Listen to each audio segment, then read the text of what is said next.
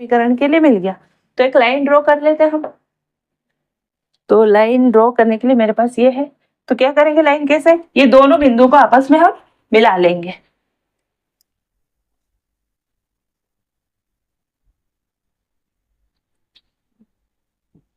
तो ये दोनों बिंदुओं को हमने आपस में मिला लिया।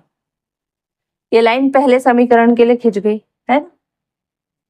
इसको आप ऐसे लिख भी सकते हो। पहला समीकरण क्या है, x plus 3y equal to 6। ये लाइन आपके पहले समीकरण की। अब दूसरे समीकरण के लिए दो बिंदु कौन कौन से हैं, एक तो 0 -4 है, 0 x निर्देशांक, -4 y निर्देशांक। अब दूसरा बिंदु क्या है, 3 और -2, 3 और -2। तो पहले बिंदु का x निर्देशांक है 0, यानी यही, यानी इस पूरी लाइन पे कहीं आपका बिंदु होगा। अब डिपेंड करता है कि आपका y निर्देशांक क्या है। तो y क्या है, -4, -4 यहाँ है, आपका x 0 था, -4 यहाँ है।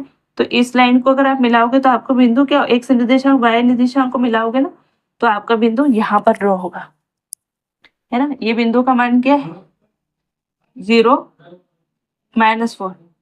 ठीक है, अब दूसरा बिंदु ड्रॉ करते हैं। तो दूसरे बिंदु का x निर्देशांक है 3, तो 3 का है यहाँ, यानी इस पूरी लाइन पर जो 3 से जाती है यहाँ पर कहीं आपका बिंदु होगा। अब y क्या है, -2, -2 कहाँ है, यहाँ। तो यहाँ से ये लाइन ड्रॉ करोगे तो ये x निर्देशांक और y निर्देशांक ने एक दूसरे को कहाँ काटा, यहाँ पर। तो ये आपका बिंदु होगा।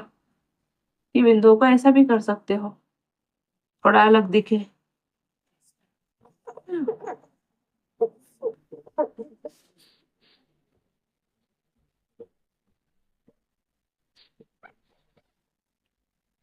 जो आपके पास ग्राफ पेपर होता है उसमें छोटी छोटी लाइन ड्रॉ रहती है, उस लाइन से आपका ग्राफ बिल्कुल एग्जैक्ट बनेगा।